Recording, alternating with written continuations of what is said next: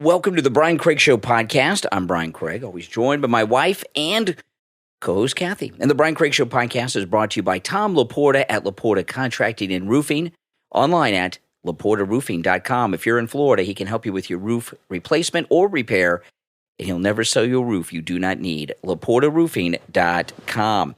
Okay, big story today. It's going all over the place that we're a week since Trump won re-election, right?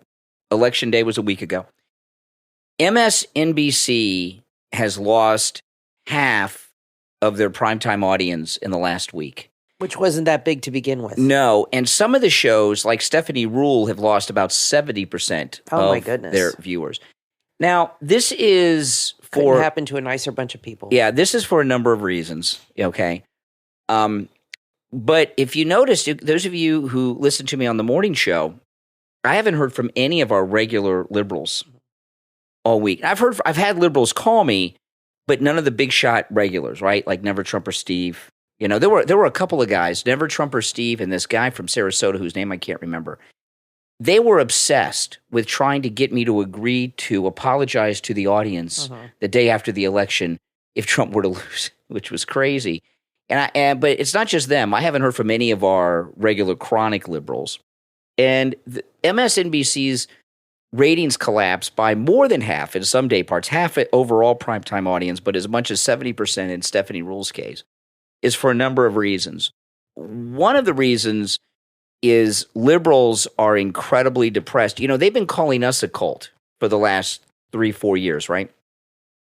The reality is they're the cult. It's not just that they lost the popular vote. And what liberals are dealing with for the first time in their lives is that their viewpoints are a minority viewpoint.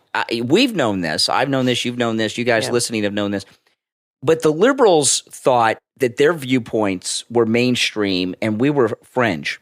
And when I talk about their viewpoints, I'm talking about, you know, the transgender sports issue, DEI, all this stuff. They thought they were the mainstream. And what they're doing right now, I think, it's more than just depression over having lost the election. I think they have just tuned their minds out, the MSNBC audience, to reality. They can't face reality.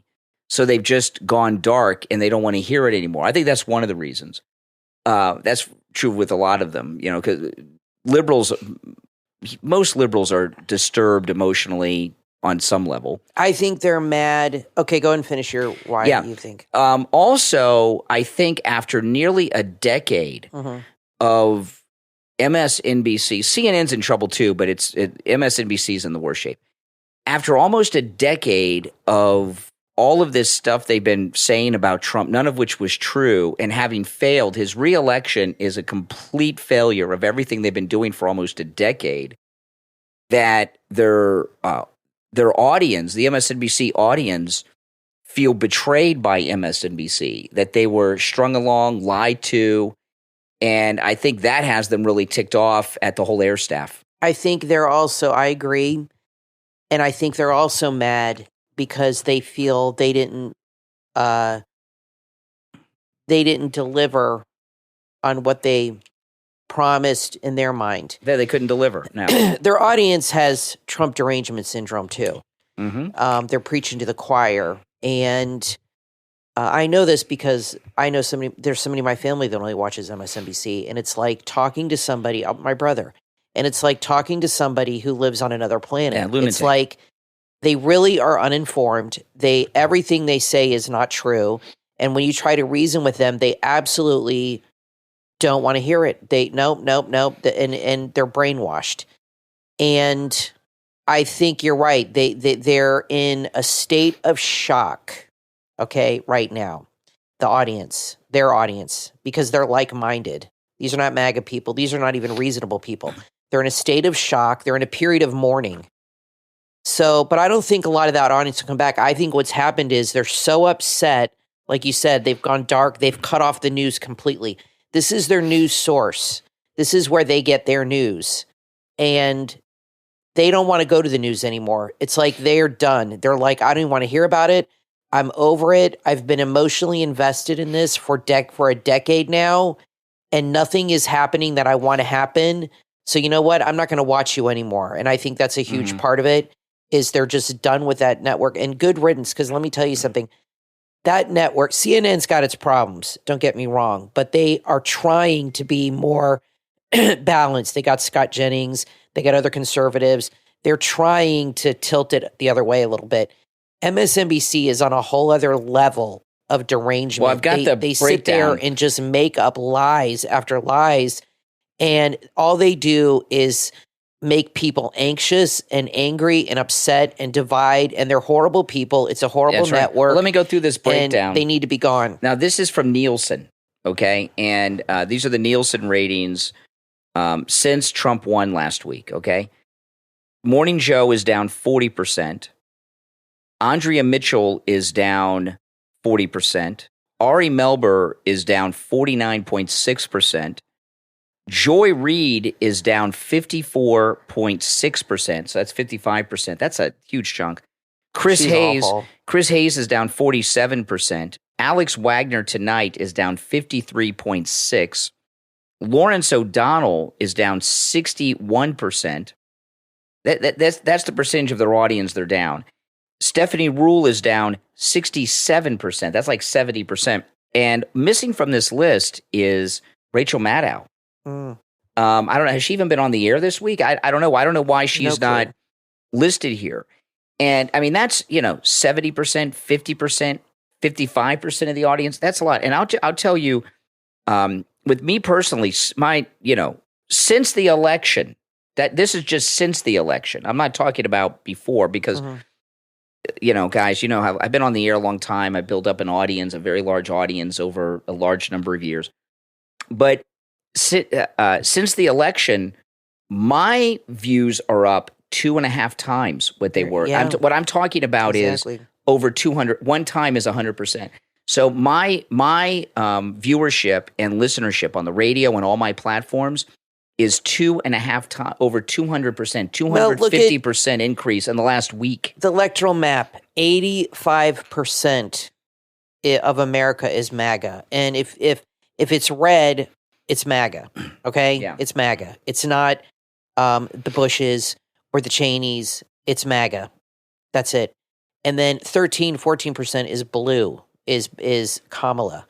So 85% of the country is behind Trump, if you look at the electoral map, okay? So they're in the mass majority. He won the House. He's going to win the House, Senate, the presidency, the popular vote. Also, there's more Republican governors than Democratic governors now, and they flipped like 6 counties in Southern California. So they are in the minority here. It is a major rejection that the left has. It's like a slap in the face, a big one that the whole world is seeing. It's a major rejection of their radical ideology, of their policies, and it's not going to go away. It's going to continue. The American people have spoken. And they don't know what to do. And the Democratic Party is not going to survive unless they cut Trump loose and stop talking about him and stop obsessing over him. They need to get on the Trump train. Well, I'm not saying they have to get on the Trump train, but they have to stop obsessing over him and start focusing on policies and governing well if they want to survive, and doing what the people want and being rational, having common sense. They're so out of touch that everything they do is focuses around Trump, defeating Trump, disagreeing with Trump. Their whole world revolves around. He's like their sun. And I mean like the sun in the sky. And they have to get him out of their minds, go to therapy, whatever you got to do, get him out of your head and just do your job and focus on your constituents, not on Trump, because that's been their policy for 10 years is destroying Trump, defeating Trump, beating Trump. It's not, well, what's the best thing I could do for my people? Because anything Trump wants to do, they automatically disagree with it. Automatically, even if it makes sense. And they have to stop. That's not a good policy. Orange man bad is not a good policy. And I think this is a hard pill for them to swallow. And I personally, for MSNBC, it would be nice to see the network go away. But I think what would even be better is to see a lot of people fired. Everybody. And then have them revamp the network. Because that's, to me, is more of a humiliation than the network. When MSNBC was new, it was a whole new format than this, a whole different format than what they have now.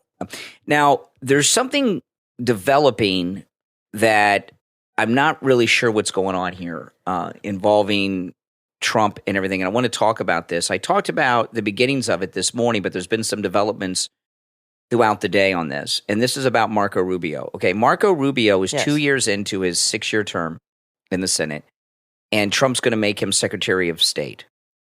And Marco Rubio is very, very popular in Florida. Yes. I know Ron DeSantis likes to take credit for Dade County. Trump turned Florida red. Trump turned Dade County red, and Marco Rubio helped him. And Marco Rubio is very popular. And I've been counting on Marco Rubio being in the Senate here in Florida for the rest of his life. And now he's going to leave, and that opens up a vacancy. And what happens in Florida is this. Ron DeSantis, the governor, if Marco Rubio becomes the Secretary of State, that opens up that vacancy. He's only 2 years into his term. So what happens is Ron DeSantis, the governor of Florida, will appoint a replacement senator who will take that spot for the next 2 years. Yeah. At the midterm elections, they'll have a special election, and whoever wins that election will finish out the 6-year term. It's pretty confusing, huh? So whoever DeSantis appoints will get 2 years, and then in 2 years there'll be a special Senate election, and whoever wins that will get 2 years. Right. And then 2 years after that, they'll run again for the full 6-year term. I know it's very confusing. So I was somewhat concerned about this, and then I heard something this afternoon that's added to the mix that I'll tell you about in a moment that I'm concerned about. But before I go through that, whatever Trump does, I'm going to support, because he knows a lot more about what's going on than any of us do. He's keeping everything close to the vest and just doing things. And he's been planning now for almost 4 years this comeback. Okay. So my first concern with this was that the Republican establishment, which is still prominent in Florida. Jeb Bush was our governor for 8 years. So the Bush family has a lot of power in the Florida Republican Party. I know people outside of Florida don't realize this, but DeSantis is from Bush, and the state legislature in Tallahassee, our capital, the Senate and the House, the state Senate and the state House, those are Bush Republicans in Florida. It's a Republican state. The state went for Trump. But our elected Republicans that control the state of Florida are Bush Republicans. They're not Trumplicans, okay? Yeah, I'm telling you. I don't agree with that. No, at all. Kathy, they changed. If you remember, the state legislature that's currently in office, they changed the law so DeSantis could run for president against Trump without resigning as governor. Remember, they did this in the dark of night. So those are all his friends. Well, they're the ones that run the state government. So they're Bush. But I mean, you're Republicans. talking congressmen or No. the legislature. I'm talking about the state legislature in Florida. In Tallahassee. Yes, the state Senate and the state House are Bush Republicans. Well, they might be loyal to DeSantis because they know him well. Well, DeSantis is loyal to the Bushes. And okay, so what I was just telling Kathy about was this. Florida law was changed. Prior to this, you could not run for federal office and hold state office at the same time. So what that means is this. Governor DeSantis couldn't run for president and be governor. He'd have to resign as governor. The Republicans in our state legislature changed the law, very low profile in the dark of night, so DeSantis could run against Trump and not resign the governorship. So I've got a lot of concern about these Florida Bush Republicans and DeSantis picking the senator that replaces Marco Rubio. Now, one of my thoughts was this. My first pick would be Byron Donalds or Matt Gaetz. But my first thought was this. There's all this debate going on in the Senate right now about, is it going to be Rick Scott or one of these jerks as the Republican leader in the Senate? I thought, well, maybe Trump's making a deal with who they picked to replace Marco Rubio to get Rick Scott in. There's some deal making going on. But then this afternoon, what's her name? Anna Paulina Luna. I don't know who Anna that is. Paulina Luna. Yeah. Okay. I know the names. I don't even know who they are. She's very good. She's a MAGA Republican. Remember, she used to be a Maxim model years ago. Now she's a MAGA Republican. She's very good. She moderated one of Trump's town halls during the campaign. She is contacting Ron DeSantis, asking him to appoint Laura Trump to be the replacement for Marco Rubio. and in the Senate. And she wanted to be in the Senate. If you remember in Trump's midterms in his first term, she was going to run in Pennsylvania, but then she didn't. Something happened and she dropped out, remember? Oh, yeah.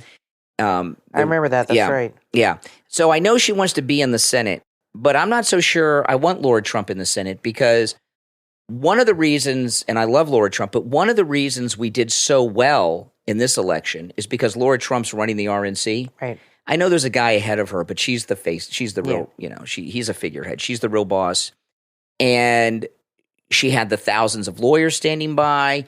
She had the election integrity teams on standby. And she had lawyers positioned in key areas around the country. And also there was something about to happen in Detroit. And I don't know if you guys caught this on election night, but Project Veritas coincidentally was there with Cameron. That's all Laura Trump. So I don't want to distract Laura Trump away from what she's doing at the RNC because she was so successful. She gave so much confidence back to Republicans in this country about the process. I want her to continue to do that. Because she did very well, but it's only just begun. And I don't know, you guys that are listening, let me know in the comments, and you comment to Kathy, but I don't know if we want Laura Trump to leave the RNC right now. She did why would you take her out of something she's doing so well in? She helped win us the election. Well, that might be why DeSantis wants to do it. Exactly. I don't trust anything DeSantis does. No, but I'm sure I'm wrong on this, but I would not be shocked if he appointed himself. I wouldn't either. I just wouldn't be shocked. I wouldn't either. You know his wife is going to have a say in this, and you know she's bugging him. So he's kind of got to be very careful here. But I don't. He seemed so deluded when he ran for president. Yeah. That I don't think he's rational, and I think he's the kind of guy when he gets like a sniff of power, he like loses his mind. He gets like hypnotized. And he's in a trance, and that's all he sees. His wife is desperate to be the first lady of the country. She's like Jill Biden. Yeah. She wants it more than anything. Not going to happen. More than anything. They blew it. Could have happened. It could have. I personally think he might have been a very top contender for VP, but he blew that. He blew everything. But it's good that he did because it sniffed him out. But it'll be interesting who he appoints. I don't know how I feel about Marco Rubio, but I think from what I've heard, he and Trump, Trump has chosen a lot of people from Florida on his team. Mm-hmm. That's where he lives. I think over the years, they have probably spent a lot of time together at Mar-a-Lago and have become friends. When they first ran against each other, they didn't really know each other, and politics gets nasty. They called each other's names. That's politics. That's the way it is. Politics makes strange bedfellows, they say. But I think over the years, they've developed a friendship, and I trust Trump, and I think he really chose Marco because he's experienced, he knows a lot of people. That's a very important job, and maybe he feels, I can't have an outsider for this. I've got to have somebody who has DC connections that is a friend of mine, and he was at the top of the list. I mean, even J.D. Vance called him Hitler once, and he's now the VP. So Trump has an amazing ability to, and this shows you that he has no ego, that even people that have mocked him, Marco said he had little hands and all this stuff. If Trump had a really fragile ego, you think he'd bring those guys in after calling him names? No, he wouldn't. He does not have a big ego because that kind of stuff doesn't bother him. He's not petty. And I think they're friendly, and I think that they're on the same page. And he has made so many good picks so far. I like every one of them that I can't be mad at this. I have to trust that he knows what he's doing. Absolutely. I think he's learned a lot of lessons along the way. He just picked Mike Huckabee as the ambassador for Israel, Christy Noem's Secretary of Homeland Security, Stefanik for the UN. I mean, he's making the Homan guy I wanted him to be the border guy. I said, that's got to be the guy, him or nobody else. He's got a good team. He's got a good team, much better team. So I trust his judgment, but it will be very interesting. So far, DeSantis has very bad political instincts. Very bad. Disastrous. He's destroyed his career. So I don't trust him to do the right thing here. You're right. The Bushes are whispering in his ear. They're probably still manipulating him. He's a Bush guy. He's in love with the Bushes. He met them at Yale and all this business. And you said something to me that was frightening. What if he appointed Jeb Bush? Could. Oh my Jeb Bush is God. Jeb Bush has got a lot of But he would juice never in get him. reelected, Brian. I know ever. it's hard for people to understand. He would never get reelected. No, but I don't think he cares. He's not doing anything else. I don't think people realize this is a very MAGA That would state, be frightening. but our state government is run by the Bushes. Jeb Bush, he wasn't just our governor for 8 years. He was elected governor in '98. He was very much involved in Florida Republican politics, Jeb, for many years before he was governor. Right. Okay. So when his dad was vice president, he was living here, okay, in Florida. So he is very, very influential in Florida, Jeb Bush. All right, now I want to tell everybody about the Christmas specials have dropped at mypillow.com, and you had ordered, Kathy, the flannel sheets. You were telling me about the color. I don't know about colors. They have The what flannel I've sheets have a noticed bunch of new is colors and patterns. He's changed the color palette of his flannel sheets because the last time I bought some, they had totally different colors. They had like orange, green, red. It was like bold colors. Now it's very soft, muted These are colors. the flannel. It's a softer, muted palette, beige, cream, like soft rose or whatever, light blue. It's definitely a different color palette. I like it better. And he has one set that I got that has like northern trees or they kind of look like the shape of Christmas trees, but I'm not sure if they're that or they're northern trees. But it's really beautiful, and I got that for our bedroom. That would be really nice for the holidays. But he has a nice new muted soft. His color palette has changed, and it's better for more because most people's bedrooms don't have orange or like bright green or whatever. Even though I did have the green, which matches Christmas, which is nice. But these are colors that go with more bedrooms. Yeah. Like a calmer, more neutral palette. So I would definitely check out the flannel sheets. And then you get the matching pillowcases. And I'm telling you, the sheets are amazing. They're soft. They're comfortable. That's why I ordered a second set because I wanted the one with the Christmas trees. So I would definitely get those. So go to mypillow.com, use our promo code Kane at checkout, Kane. You can use our promo code site-wide and free shipping on all orders over $75, okay, with our promo code Kane as well. That's Kane. All right, we're going to take our first break. When we get back, there's a lot more to talk about. Don't go anywhere. I'm Brian, always joined by my wife and co-host Kathy. Back after this.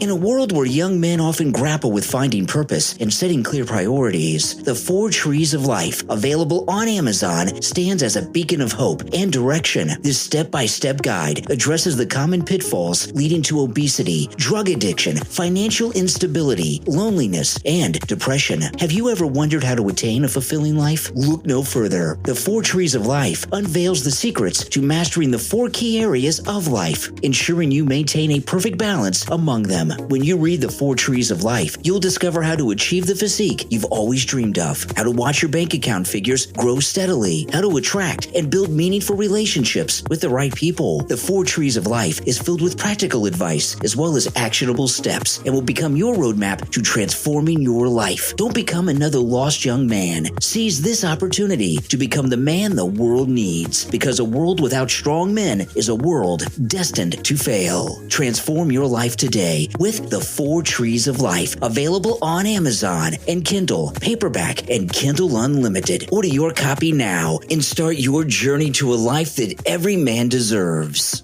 Are you a business owner, large or small? Do you have a brick and mortar business with employees, a Shopify store or Etsy shop, or another online or home-based business? If you want to attract new customers, you need to boost your brand, and PLR Basket will help you do just that and more, offering you unlimited tips and products that will help you empower your business's success. Getting the attention of new customers is key, and with an extensive library of ready-to-use products, PLR Basket has an extensive library of ready-to-use products, including ebooks, courses, WordPress plugins and themes, Shopify themes. They can help with your ebook, website design, Lightroom presets, and so much more. With the resources at PLR Basket, you can scale your brand without the grind of content creation. Imagine this: customizing top quality resources to fit your brand and instantly engaging your audience. PLR Basket empowers entrepreneurs just like you, as well as digital marketers and content creators, so that you can monetize your content, build authority, authority and streamline your workflow with ease. With captivating WordPress themes and plugins to insightful ebooks and productivity tools, PLR Basket has what you need to work smarter, not harder. Join the community of forward-thinking business owners who trust PLR Basket to amplify their growth. Are you ready to make your mark? Visit plrbasket.com. That's plrbasket.com and unlock the tools that can empower your business journey. plrbasket.com, where your success starts now. plrbasket.com.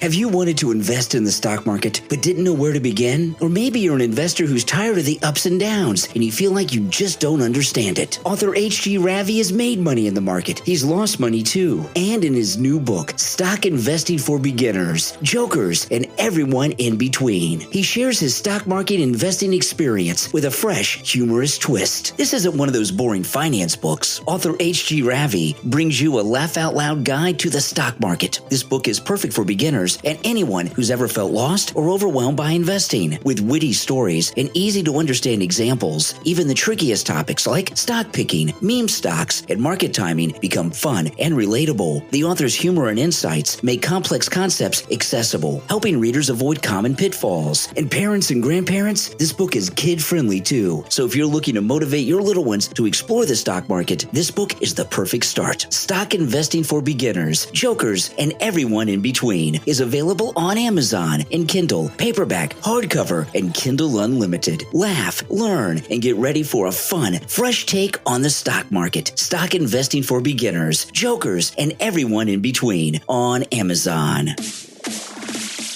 You are listening to the Brian Craig Show podcast, broadcasting from sunny South Florida. Brian is joined by his wife and co-host, Kathy. Follow Brian on social media at briancraigshow.com. And now, Brian and Kathy. Welcome back, everyone. I'm Brian Craig, always joined by my wife and co-host Kathy. Thanks so much, everyone, for tuning in. I was just reading an article. It's like lead story in the Daily Mail.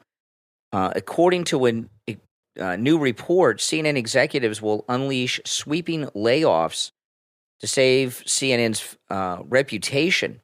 Now, Chris Wallace announced that's one of them, that he's leaving on his own to go alt media, like internet media. This is what Chris Wallace doesn't understand. People like us and Megyn Kelly and others that are in what we call the new media, okay? We have what people want, not the mainstream legacy media, fake news stuff. All Chris Wallace has, well, he's gotten through his career on his daddy's name, Mike Wallace from 60 Minutes. But all Chris Wallace has is the establishment crap that you get anyway, right? And people that are into the new media online don't trust him. That's why he was run out of Fox. And I think what happened with Chris Wallace is on election night on CNN, he wasn't at the head of the table. He was just like some guy on the side of the table who barely had a seat. And I don't think he liked being like fifth banana, so he's out. No, I think what happened is, I have a different take, is I watched CNN on the election night and he was sitting at the end of the table next to Dana Bash. He said something, I can't remember what it was.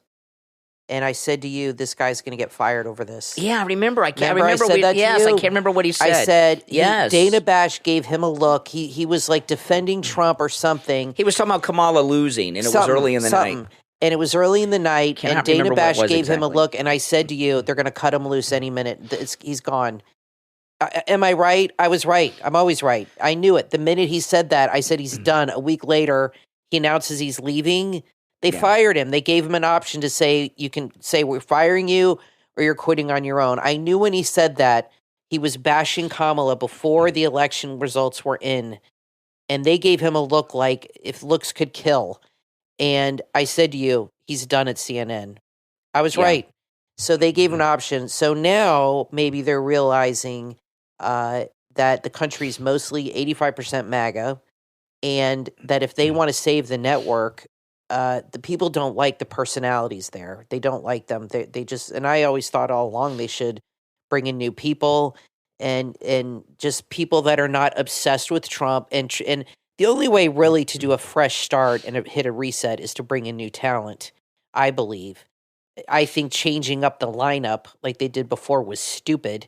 It didn't do anything. They need to fire people and bring in new people, fresh blood, people that can be truly unbiased. I mean, look, and have they a got decent Don Lemon conversation. back over there, and Brian Stelter's even hanging around. There's Exactly. Listen Why to this. keep bringing them back? This is in the same article, right? Anderson Cooper, CNN pays him $20 million a year.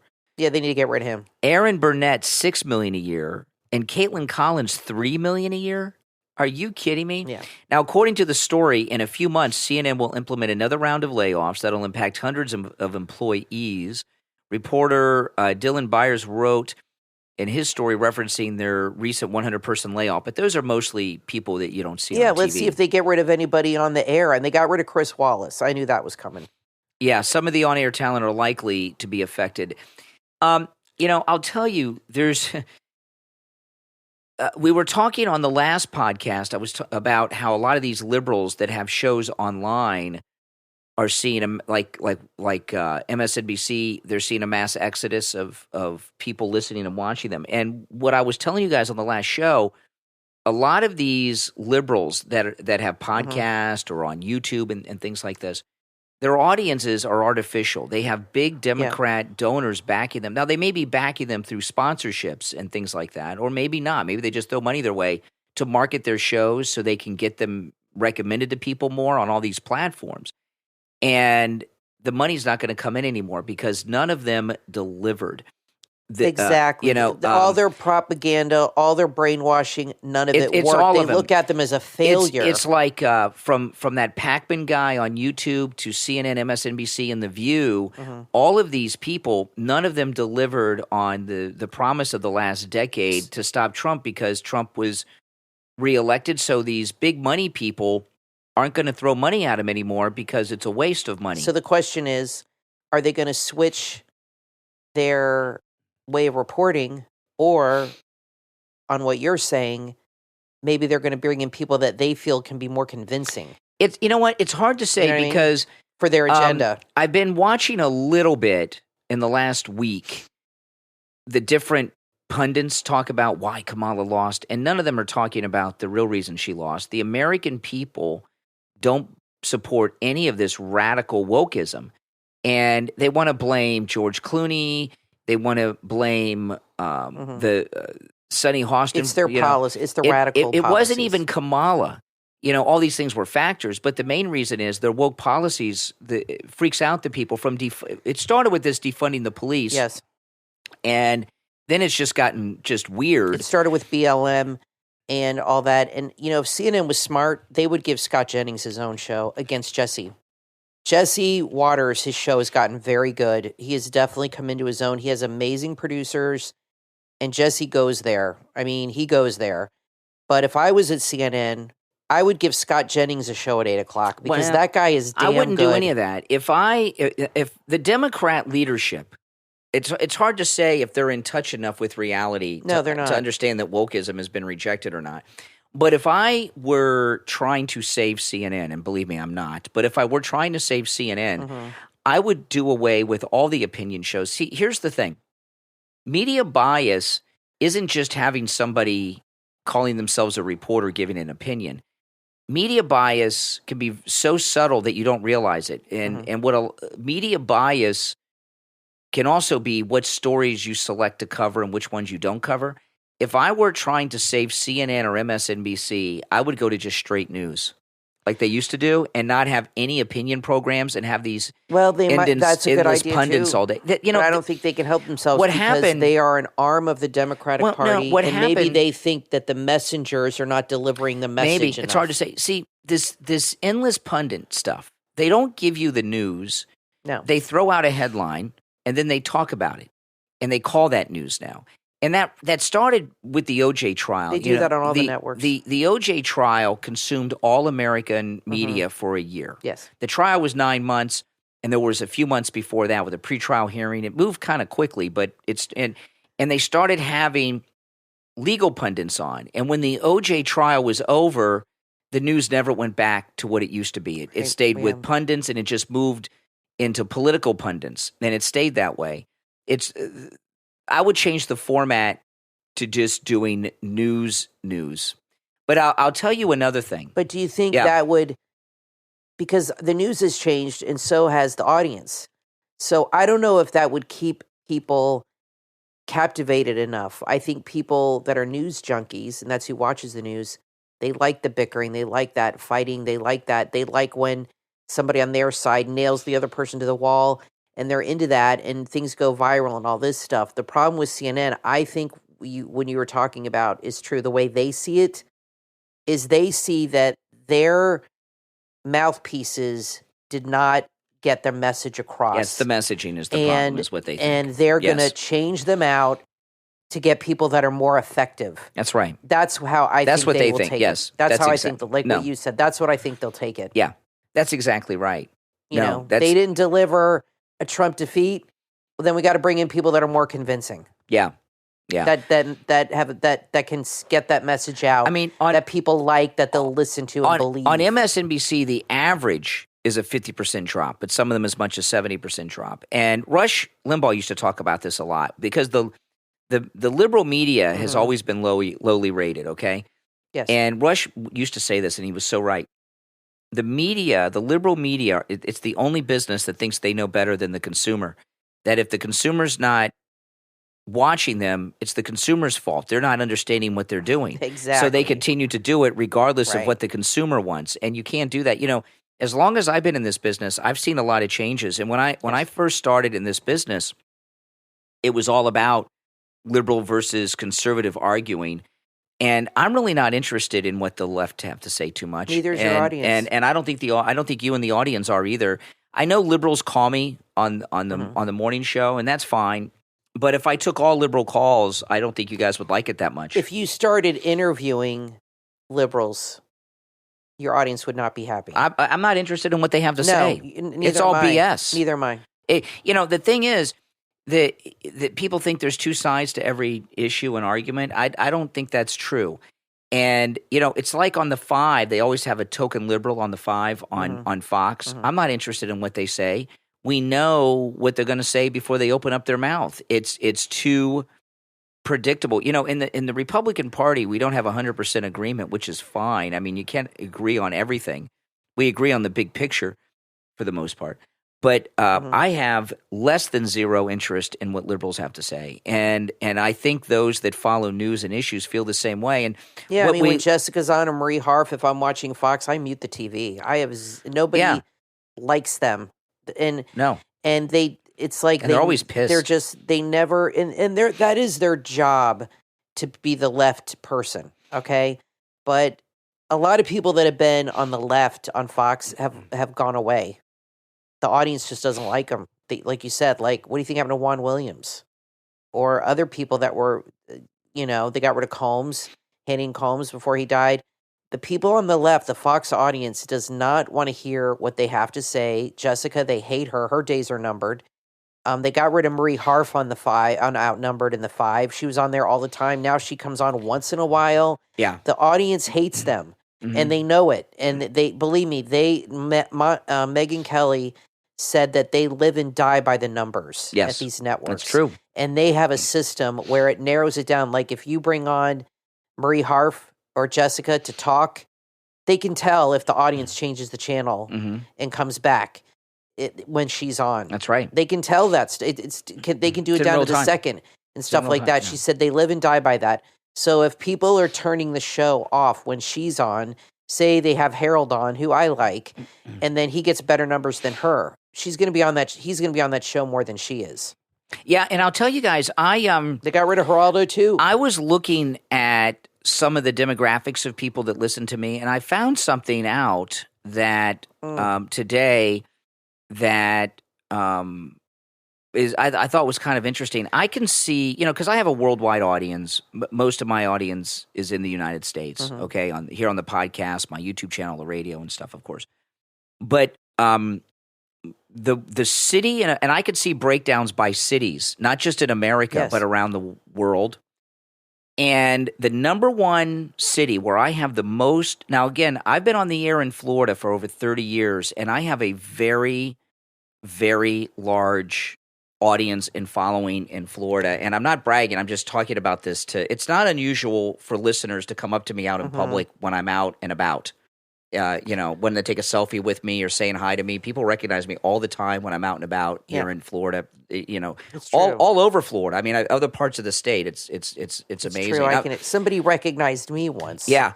It was crazy. Yeah, so I'm not bragging about. I'm just talking about to illustrate this thing. And I was looking at a breakdown, and this was amazing to me, that the city in America where I have more daily listeners to me than any other city is New York City. That's crazy. Which is a liberal city. And that means not for long. That means there's a lot of conservatives there. I mean, more than in Miami. I have more listeners in New York City than in Miami. By quite a bit, in Chicago too, and in Los Angeles. I was surprised how many people are in the major cities in Australia because I get city breakdowns all over the world. But I thought for sure that I would have more listeners in Miami than anywhere else because I've been down here so long. But no, New York City and Chicago, more so than Miami. And those are typically blue cities. And this gets back to what I was talking about with Laura Trump. See, there's a lot of secret conservatives in this country in a lot of these blue areas who haven't been participating in the process because they feel it's a waste of time. And what Laura Trump did in this election, bringing back confidence in the process, this was just step one. If she keeps doing what she's doing at the RNC, we're going to see even larger conservative MAGA turnouts. I'll tell you another thing. Laura Trump can be in the Senate and run the RNC. I don't know if the time would allow it, but it is. You are able to do that. It's not like it's one or the other. She can do both. Well, I'd mentioned, but I like her focus. I like her focus at the RNC. I agree. I don't know. I mentioned on a show a few shows ago that I thought Scott Presler should focus on New York, and Pennsylvania. Well, he is sort of doing that. He's focusing on New Jersey now, which is probably a smarter idea. It's a smaller state, and it's probably teetering on red, but that's huge. And if they can get New Jersey, they'll get New York eventually. But he is going to be focusing on Pennsylvania, maintaining Pennsylvania to keep it he wants to turn that, I think, into a solid red, no longer a swing. I think it's possible to do this to these cities. And he's going to start focusing on New Jersey now, which is huge. That's a huge state. I mean, it's got 12, 13 votes, and it always goes blue. And that's what he's good at, registering people, getting out, meeting the people. This guy should definitely, I would love to see, Laura Trump brought him on the stage at one of the rallies, and he tweeted that, and he said that moment changed his life. It was like her bringing him up there and thanking him was like the recognition he needed, he deserved. This guy works so hard. He works as hard as Trump, I think. I mean, the guy doesn't stop. And so he's going to be focused on that, and so that's wonderful, and the RNC is behind him and helping him. Wouldn't that be wonderful if he could turn that blue? Red. So think about this thing I was talking about with New York. Yeah. If I have more listeners, and believe me, it's a lot of listeners, guys, in New York City. Yeah, it might turn red. Can you imagine all the other conservatives like me, Benny Johnson and all these others, how many people they have in New York City and Chicago? Yeah. So I think that New York, if it were not for New York City, would go Republican a lot. Yeah. I think it is entirely possible to turn these places. See, here's the thing. Elon Musk put this map out the other day, which was over the weekend. The only states the Democrats won in the country were states that don't require photo ID. Crazy. Okay? They didn't win any state that requires photo ID. Yep. I don't need to say anything else other than that. Tells you what you need to know. So that tells us what the problem is and what the solution is. Right. And that's where Laura Trump and the RNC and Trump can come in and find a solution to that. We just want everything to be fair. Win or lose, you want it to be fair. You want it to be representative of the people. So if the MAGA movement focuses on that, these blue cities that we're talking about in states could go our way, and I think many of them would. The other thing, I wanted to mention this before we break about Marco Rubio. I believe that Trump is tapping Marco Rubio to be Secretary of State to give him some experience for him to run. What he's creating. What about Vance? J.D. Vance will be the nominee. unless something happens dramatic because he's the vice president. Yeah, now. Trump's going to endorse him. But Florida is soon, in the next census or two, Florida is going to become the number one most populated state. Yeah. Okay. The census was wrong on the last census of Florida, and they undercounted. So we'll pick up some more electoral votes. We'll pick up more electoral votes, more houses, and the electoral votes and the House seats are the same. So we're going to pick up. This is our very influential state, and it's going to become more and more influential. Marco Rubio could be his running mate, or Christy Nome. But what Trump is doing with these picks, if you notice, we got a lot of young people. Marco Rubio and Christy Nome are in their 50s. These are not people in their 60s and 70s. And J.D. Vance is a millennial. Trump is building a bench of strong MAGA people that are young for that level of politician, so that we have a bench of candidates for top and bottom of the ticket moving forward after he's done with his second term here, because he can't run again. What he's doing is so long term.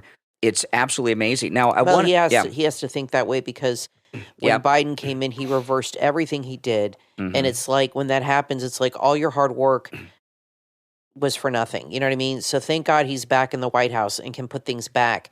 And if he can get Rick Scott running the Senate, and you got Mike Johnson, they could actually pass some laws where these things will stick, where they can't be reversed by an executive orders are nice, but they're not law. They don't. The next president comes in and does away with them and has his own orders. That's right. So that's what Biden did.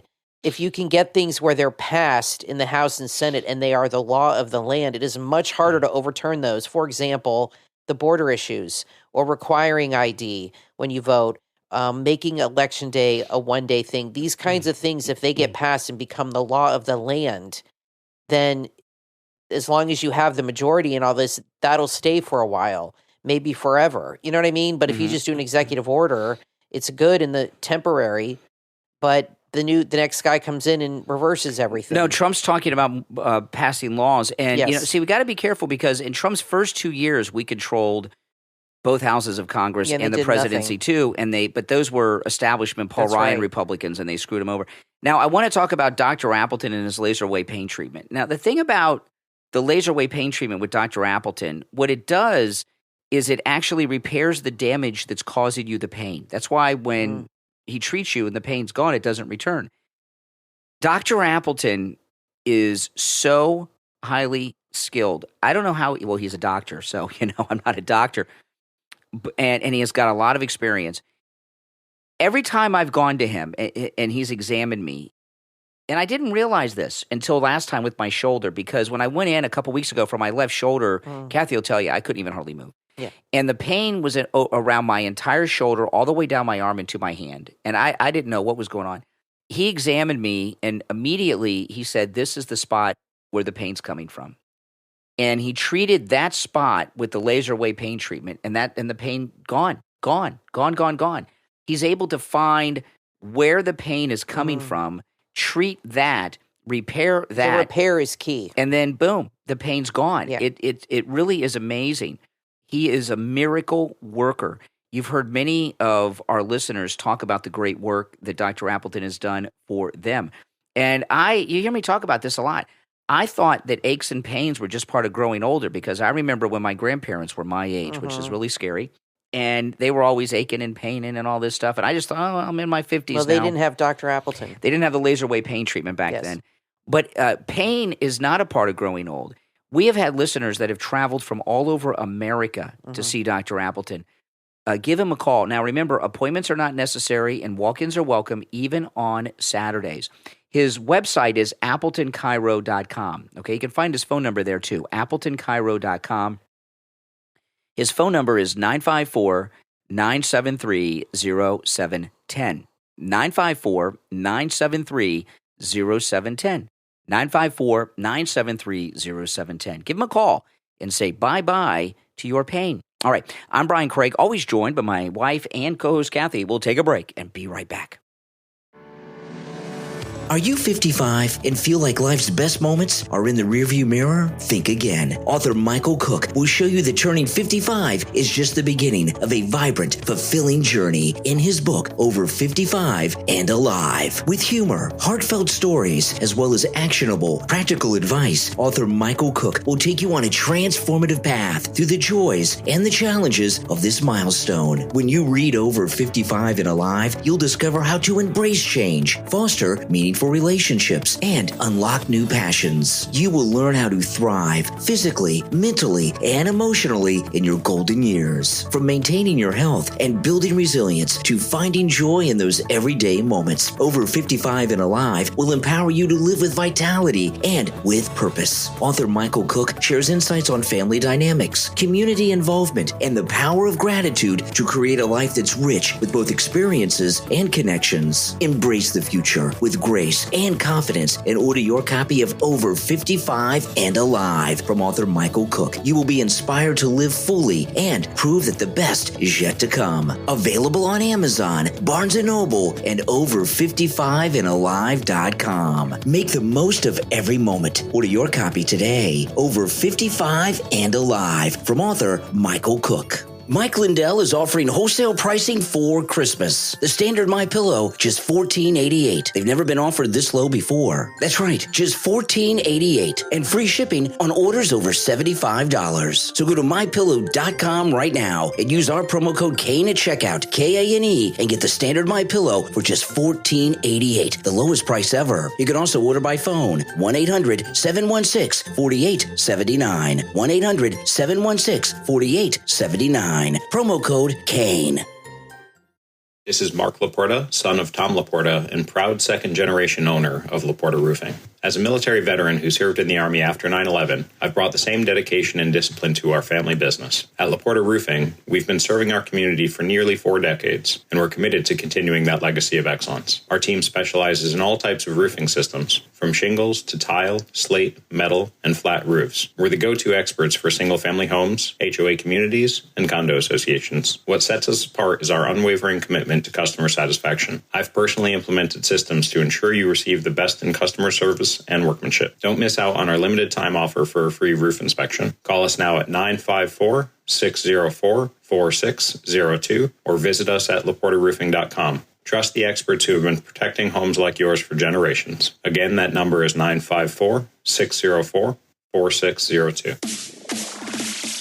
You are listening to the Brian Craig Show podcast, broadcasting from sunny South Florida. Brian is joined by his wife and co-host, Kathy. Follow Brian on social media at BrianCraigShow.com. And now, Brian and Kathy. Welcome back, everyone. I'm Brian Craig, always joined by my wife and co-host, Kathy. By the way, thanks, everyone, for tuning in and supporting the program. Greatly appreciated. This is crazy. Now, I know I don't like to play sound bites on the podcast that I played on the morning show, so I don't do that too often, but I am going to do that now. This one of AOC, okay? And I also want to set the record straight. AOC is not pregnant. She's just drinking. She's drunk, okay? Look at her eyes. They're always puffy. She always looks hungover. So she's gaining weight because she's drinking. Yeah. You can believe me. That'll do it. You can see it. I mean, But anyway, I wanted to play this, and then we'll talk about it. This is AOC. This is yesterday. Which podcasts are you listening to? Which accounts are you subscribing to? I'm interested, like, genuinely. Let me know which ones specifically, which accounts, which podcasts, etc. Okay. Oh my What she's God. doing here is putting together an enemies us. list. No, she's putting together an enemies list. Yeah. And That's exactly right. What AOC has this is an interesting thing because what AOC and her handlers have said, well, all these people are getting all this information we couldn't control. So they have her out there. They want you to, who do you follow on Twitter and all this stuff. She's putting together an enemies list that they're, everything with the Democrats is dishonest. It's all about propaganda and dishonesty. They're never straight about anything. No. I mean, it's really scary. And those of you that are Democrats, I don't understand how you go along with that. Like obviously we don't like MSNBC and those personalities, but we're not rallying people against them. They're just falling apart on their own. right? It's not like we're doing anything to cause it. Yeah, because we don't have to. And that they cannot handle losing. They No. just cannot accept that their positions and everything are just out of the loop. Now, President Trump made a big announcement yesterday that's freaking out a lot of people, and that is abolishing the Department of Education. And, Elon Musk and Donald Trump and that other guy that's going to be working with Elon, who's not so famous outside of New York, they're going to do this audit and cut back the government spending. Mm-hmm. They're going to do massive cost cutting at the federal level. And that's a great thing. They're just spending too much money. The government's too big. There's too many federal workers. But the Department of Education, the federal government, through the Department of Education, controls curriculum around the country through the federal money. If you don't do what they command, you don't get the federal money. Right. And a lot of this nonsense curriculums that are going on around the country are coming from the Department of Education. I mean, kids, and I shouldn't say kids, if you're a millennial or younger, you are just not well educated or well read. You learn that everything negative you learn about America from a negative perspective, Right. and you don't read any of the great American one of the best books that I've always loved used to be required reading in every 8th grade class, and that's President Kennedy's Profiles in Courage. Mm-hmm. They don't require that anymore. It's all these Because they have new books that they've written that are anti-American. That's what correct. they want you to read. Yeah. And all this is done through the Department of Education. And, and It's exactly right. Obama started that. He started with the brainwashing, with the curriculum when he was in, and also hiring activist teachers. I mean, that was definitely, I think the Obamas were behind yeah. that. And what I would, before we get back to the Department of Education, Charlie Kirk, I would like to see Turning Point USA begin a major campaign. 40% of Gen Z females voted for Trump. 40%. And that's amazing. That's amazing. That number would usually be like 5, maybe. I think the credit goes to him and Barron, because Lara Trump said that Barron told him all these podcasts to do and streamers to get Gen Z. Yeah. And so he was a big part of that as well. So what I'd like to see Charlie Kirk do with Turning Point is start recruiting these great conservative MAGA kids to be school teachers and start getting in our schools, and in 15 or 20 years they'll be the principals and administrators and that's what you have to do. Superintendents of do school our own districts. Recruiting. Yeah, we got to start recruiting school teachers and college professors. School teachers but the thing about the Department of Education, the left are going to have meltdowns over this, and this is a great thing. Another one. And Kathy and I did a YouTube live stream last night for our members only on YouTube. Mm-hmm. And we talked about this a little bit. The house that we live in, that we've lived in over 20 years, we moved into this house the summer before our daughter started kindergarten. And there were several reasons why we picked this house, but one of them was the schools. The elementary school, the middle school, and the high school. And our daughter went to public school from K through 12, but the schools in the neighborhood that we live in, at least I don't know what they are now because our daughter's been out of public school now. She's 25, she's going on 26. But while she was growing up, the schools in this neighborhood were the best public schools you would find anywhere. And our daughter's high school and middle school, her middle school and high school was so advanced so far as the quality and the programs. I would put both her middle school and high school up against the private schools of America. Yeah. Our daughter in public school got a very good private school level education, and we moved here because of this. What would happen without the Department of Education is that each state would be on its own to do what it wanted. And that means a lot of states like Florida would have very good conservative curriculums, and in California, they would spend their days doing sex ed and putting condoms on things. And some schools would bring prayer back in schools and have prayer groups and put the 10 Commandments in schools, like we used to do, and teach kids. And that's the way it has to be. That's the way it needs to be. Then parents have the choice. We used to do option. that in Florida. And my first year, I moved to Florida when I Fifth grade. I started fifth grade in Florida. So it's like 81. 81. And the Department of Education came in around 79. So in the early 80s, they didn't have their full tentacles in as they went on to have years later. They were just new at it. But we used to have prayer at school here in Florida. I've told this story many times. We had two guys from a local church go to every classroom in my fifth grade elementary and hand out pocket editions of the New Testament red letter editions. Not even in the Old Testament, just the New Testament pocket edition, red letter editions. You do that now, you get arrested, right? And so some states and school districts will have prayer in school during school hours with the morning announcements, and some will be wackadoodle left-wing stuff. And what will happen is people will move to states that have an education system that they want their kids exposed to. And I believe or take jobs based on that. That's correct. Plus, we live in a world where a lot of people have remote jobs. And I know a lot of people that have remote jobs. After COVID, they started working remotely. My cousin does. I have some friends from college. And you can live wherever you want. You still work for the same company, but you can live anywhere and just do your work remotely. And a lot of people, and when you have that, you can really live anywhere you want in the country, basically. You know what I mean? If you work remotely. Now, I want to thank our Patreon supporters for their support. Now, if you would like to be a Patreon supporter, there's a link in the description of this and every episode. Patreon supporters have access to commercial-free editions of all of our podcast episodes. And our top Patreon supporters get a live on-air thank you on each and every episode. So the names you will hear now are our top Patreon supporters. I want to thank Andrew and Connie, Christine, ETW, Chuck, D, Pamela, Rick, Nick, Wesley, Macho, Mike P, Carlos, Paulette, John, Heather, David, Maria in Texas, Richard, Alice, K-Mac, LeeZep, Shawna, Constance, George, Brandon, Rob and Trish Wilkerson, Christy R, and John S. These are our top Patreon supporters.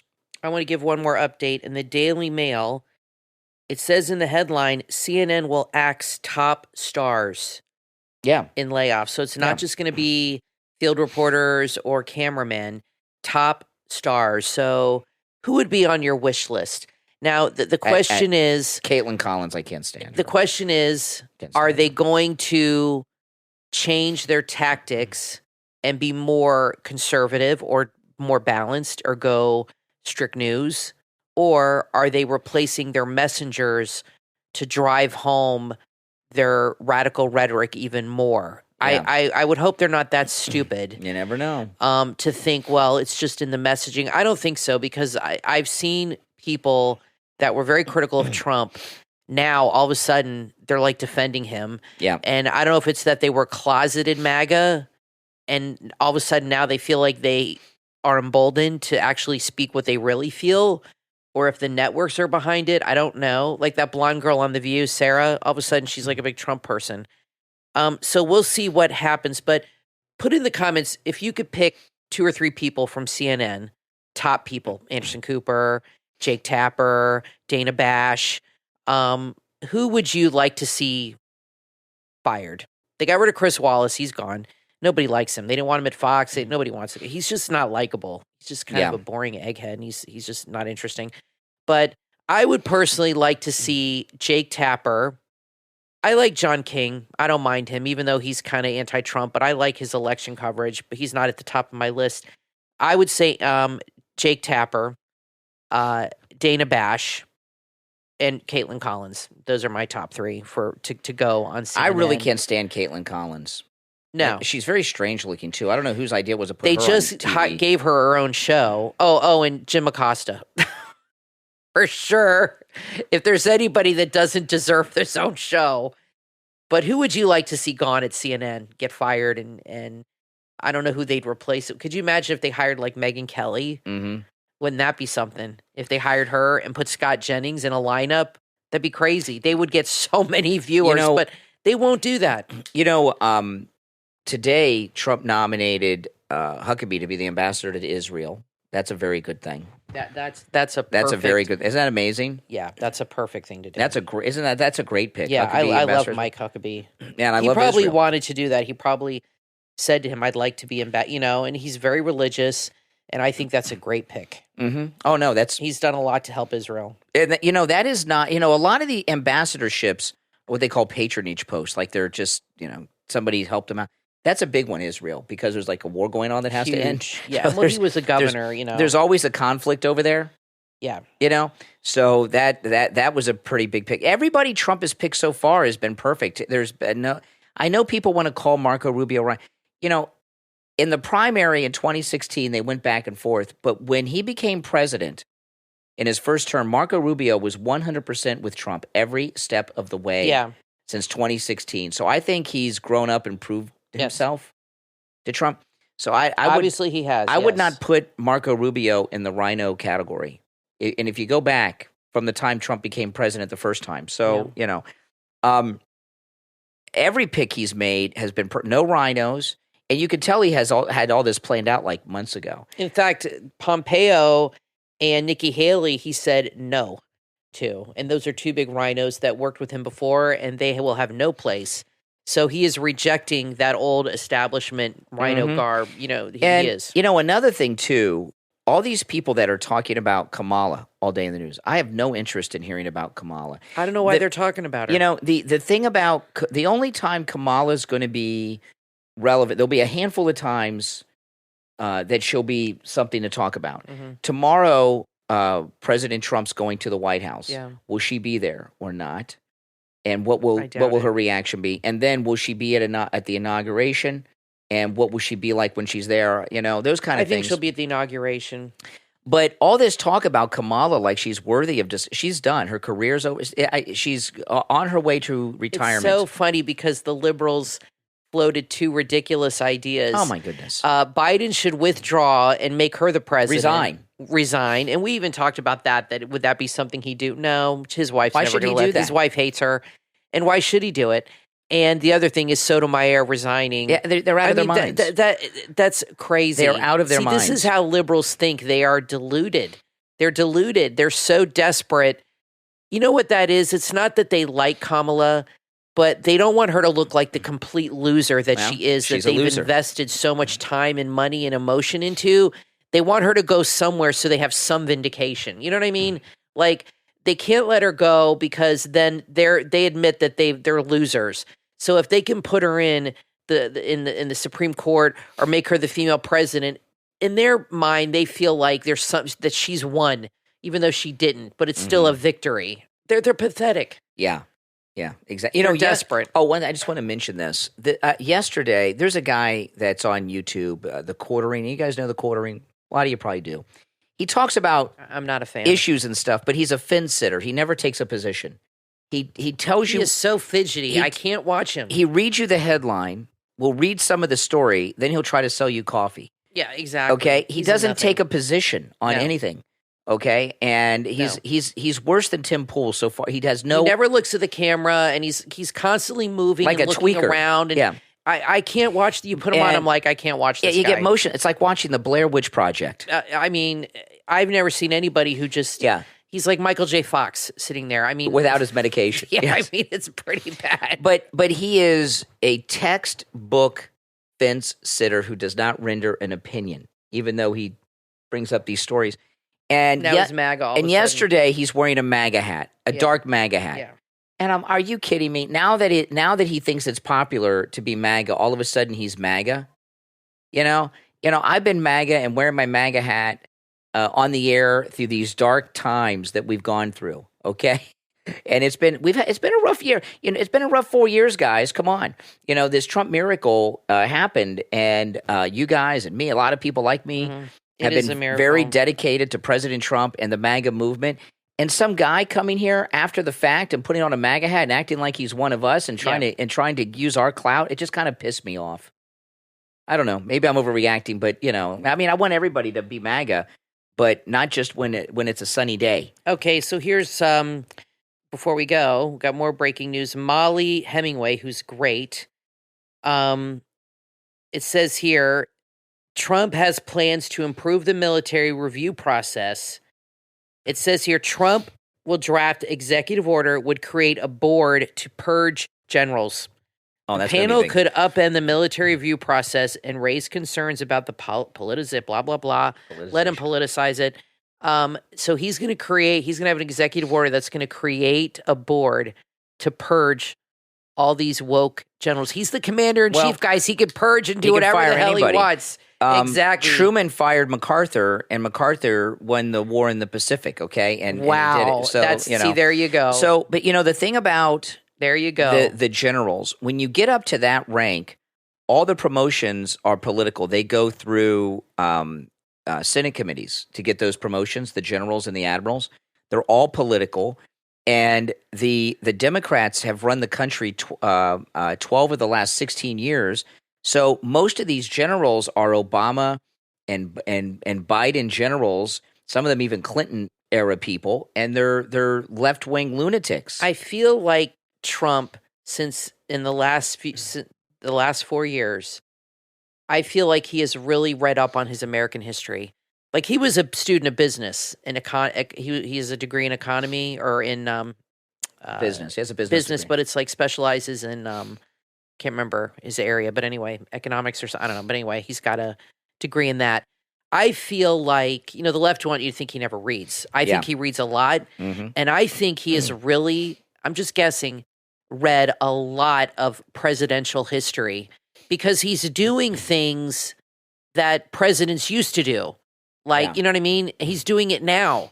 And he's like, well, like what you said, well, this guy did that, so I'm going to do that. And I think he's really read a lot, or somebody has made it, but I feel like when I watch interviews, he seems to know a lot more about the history of the presidents and what they did and the policies they had. And he's modeling a lot off of that, absolutely. like with Eisenhower with deportations and this law from the 18th century he's using and all this stuff. I feel like he's really read up on a lot of presidential history. I could be wrong, but that's what I'm kind of guessing. Now, here. I want to talk about Tom Laporta at Laporta Roofing.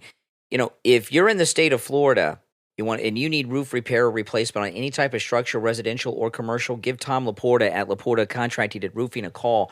He's a good MAGA guy. He'll never sell you a roof you do not need. And since he's not just a roofer, he's also a general contractor. Under Florida law, Tom Laporta can deal directly with your insurance company on the cost of the roof repair or replacement, which speeds things up a lot. Okay, you get the work done and you get it done a lot faster. He covers the entire state of Florida. He works on every type of structure and every type of roofing material. Also, no job is too large or too small, right? If you have a small single-family house like we do, he'll help you. If you have a condo community that has 200 buildings in it, he can handle that too. And he gives you guys his cell phone number. Now, if you go to his website, the number there is the office number. But he lets me give out on the podcast and on the radio his cell phone number. So this number rings directly to Tom Laporta's cell phone. Don't believe me? Call him, and he'll answer. 954-604-4602. 954-604-4602. And online, LaportaRoofing.com. I just sent you an article. One last thing. Sorry, all this stuff breaks during the just show. signing off. It's just so exciting. Megyn Kelly predicts MSNBC will fire Joy Reid over her comments about Trump will deport brown people. Yeah. And she's saying she wants a race riot. Megyn Kelly thinks MSNBC will dump Joy Reid after the latter said President Trump plans to deport minorities who have legal status. That's crazy. That's not going to happen. She wants a race riot. That's really what you take away listening to Joy Reid. Yes. She actually does want some sort of rioting in the streets. Well, look at that one guy that ran his truck into a parade of white people after she said stuff. Remember? I mean, she's a dangerous woman to have on the air. She really incites violence, especially against white people. She needs to go. And so Megyn Kelly thinks they're going to fire her. Wouldn't that be beautiful? She is a very bad person. I would love to see that. A very bad person. I would love to see it. Remember they fired that Tiffany Haddish? Mm-hmm. I would love to see her fired. Mm-hmm. I can't stand that woman. She's a horrible, horrible person. Absolutely. Well, listen, guys, we're out of time for today. I'm Brian Craig, always joined by my wife and co-host Kathy. Thanks for listening, and we will talk to you next time.